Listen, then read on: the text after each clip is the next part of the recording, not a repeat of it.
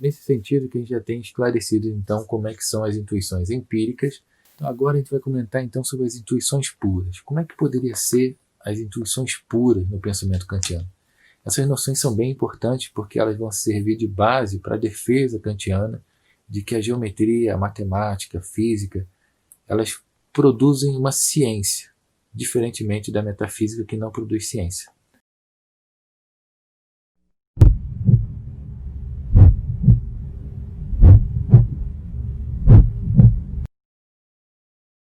Agora então, no sentido de explicar o que são as intuições puras, o Kant vai realizar uma certa reflexão aqui do meu lado, né? Assim, nesses textos em verde aqui, estou na página 108.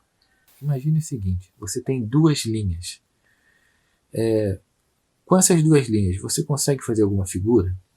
Você consegue circunscrever qualquer outra figura geométrica? Imagine aí, para você ser capaz, né, de você tirar essa dedução de que é impossível, com duas linhas, fazer uma figura, você precisou se utilizar da intuição. Tá? É isso que o Kant vai estar comentando aqui, né, que você vai ser obrigado a recorrer à intuição. Mas que intuição é essa? Né? De que tipo? Né? Ele vai estar ali exatamente questionando, depois dessa linha azul que eu risquei agora. Ele tem lá, sereis obrigado a recorrer à intuição, como se faz sempre em geometria. Dai-vos, portanto, um objeto na intuição. De que espécie, porém, é esta intuição? Será uma intuição pura a priori ou uma intuição empírica? Nesse sentido, a gente tem lá, tereis, pois, que vos dá a priori o vosso objeto na intuição e sobre ele fundar a vossa proposição sintética. Se for empírica, nunca dará origem a uma proposição universalmente válida, e muito menos apodídica, pois a experiência não as pode proporcionar. Veja esse aspecto interessante aqui de Kant. Okay? Se for experimental empírico, jamais poderia apresentar para nós uma proposição universal. Se lembra que uma das características do saber a posteriori é exatamente que ele é particular, ok? E ele não é necessário, ele é contingente, ok? Então, os conhecimentos empíricos são contingentes e particulares. Aqui você está falando de uma coisa que é universal. Quer dizer, sempre quando você tem duas linhas, você não será capaz de fazer uma figura. Então você está no aspecto universal, então você não está no nível empírico, você está no nível a priori. E ali também aponta ali para o apodídico, né? O apodídico se refere ao necessário. Né? Necessário, como a gente já comentou aqui, nada mais é do que aquela situação em que você não tem como, para onde correr, para qualquer alternativa que você correr, para qualquer cenário, qualquer possibilidade, para qualquer alternativa que você conseguir imaginar na sua mente, a resposta sempre será a mesma. Então imagine aí, você está numa situação como essa, de apodídica, necessária, você consegue imaginar um cenário em que você consegue, com duas linhas, fazer uma figura? Não. Né? Você está dando então uma informação de ordem necessária aí. Com duas linhas você nunca será capaz de fazer uma figura. Isso é necessário. É esse aspecto que o Kant está apontando aqui. Porque se você tem uma proposição que é universalmente válida e apodídica, necessária, por assim dizer, você já está vendo logo de cara que esse negócio não pode ser empírico. Então não é uma intuição empírica. Tá? Você está tendo algum conhecimento de ordem geométrica aí, mas que não é empírico. Não vem da intuição empírica. Vem então de uma intuição pura. E aí que tá, gente, como é que é essa intuição pura? Esse que é o aspecto mais interessante aqui para a gente pensar. Né? Essa intuição ela só pode se dar a priori, né? No texto ali a seguir ele já está comentando exatamente isso. Né?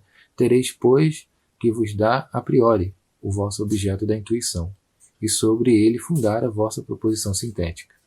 Então, diante desse pensamento, gente, como é que você chegou à conclusão? Tenta pensar aqui comigo. Tá? como é que você chegou à conclusão de que duas retas não produzem uma figura? Como é que você chegou a essa conclusão? Você está falando aí de verdades que são necessárias e que são universais. Estão para além, portanto, de dados experimentais. Como é que você fez isso? Não foi na experiência. Você utilizou de uma coisa interna da mente, que são exatamente como que espaços puros da... Aí que tá, é difícil de explicar isso. Mas é como se você tivesse uma espécie de espaço puro onde você consegue aplicar noções geométricas na sua mente. E você abrir esse âmbito da sua cabeça, você fica assim, caraca. É talvez o ponto mais interessante de todo o pensamento kantiano. O que são essas intuições puras? E como que elas são apresentadas para nós? Parece que há um âmbito interno da nossa mente que é exatamente onde estão as formas do espaço e do tempo. E se a gente está falando aqui que existe internamente em nós o espaço e o tempo como condições meramente subjetivas da nossa intuição, veja, a gente tem aí que refletir um pouquinho sobre isso. Como é que seria, então, esse âmbito das, talvez, formas puras do espaço e do tempo? Nesse aspecto que você talvez possa pensar, então, que a geometria se utiliza dessas formas puras que estão meramente no sujeito, para exatamente tirar as conclusões que ela tira, né? Um geômetra, para tirar as conclusões que ele tira, se utiliza dessas formas puras a priori. Como seria isso? Imagina, eu não sei você, mas tem uns seriados aí na TV, os Librarians, que mostra lá a figura de Cassandra, né, uma matemática que fica tendo um monte de imagens, né, geométricas assim, na cabeça dela, na frente dela, assim. Será que é uma coisa mais ou menos parecida com aquilo ali? Como se a gente tivesse como que projetando mentalmente um espaço e a gente consegue ali imaginar, né, as relações geométricas, tipo duas retas nunca vão conseguir fazer uma figura. Será que é assim que a gente consegue tirar uma conclusão aí geométrica, por exemplo? Isso é interessante para a gente pensar, né? É um âmbito da capacidade cognitiva humana que até Kant não foi muito bem explorado, sabe? E você percebe o seguinte, que com isso você já está dando um quê a mais, uma característica a mais para a geometria. A geometria parece que ela tem uma característica simplesmente pura, necessária, apodídica, universal, que é aquilo que todo conhecimento científico deve ser. E essa forma pura ela vai servir exatamente de aplicação para coisas experimentais, sensíveis depois. Que, sei lá, aquilo ali poderá servir para medir alguma coisa, né, no dia a dia, para fazer construções e tudo mais. Então, cara, você consegue imaginar como é que a coisa está sendo tratada aqui? Parece que existe um nível da capacidade cognitiva humana profundo aqui que Kant conseguiu alcançar e que valeria a pena sim, uma reflexão bem mais detalhada sobre isso. Observe que é isso que o Kant tinha em mente quando, lá no prefácio, ele fez análise lá do que o Galileu fez, do que um químico fez. Basicamente, esses físicos, né, na descrição de Kant, esses físicos eles teriam uma noção matemática, geométrica na mente, que foi, digamos, como que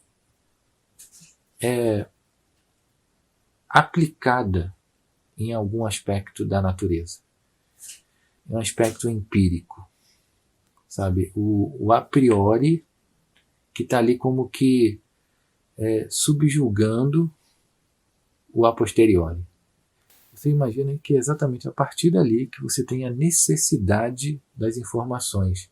Parece que o Kant vai encontrar, né, nesses aspectos aí apodídicos necessários, das formas puras, a priori, do espaço e do tempo, parece que o Kant vai encontrar ali a base, né, para uma ciência do mundo, tá? Uma ciência mais segura a respeito do mundo.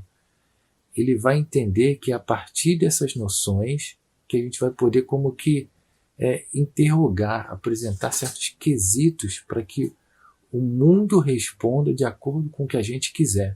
Então ali, como a gente tem ali no prefácio, né, a figura de juiz que simplesmente interroga as outras pessoas, ele não simplesmente aceita a informação do mundo, mas ele interroga de acordo com certos quesitos, com certos critérios.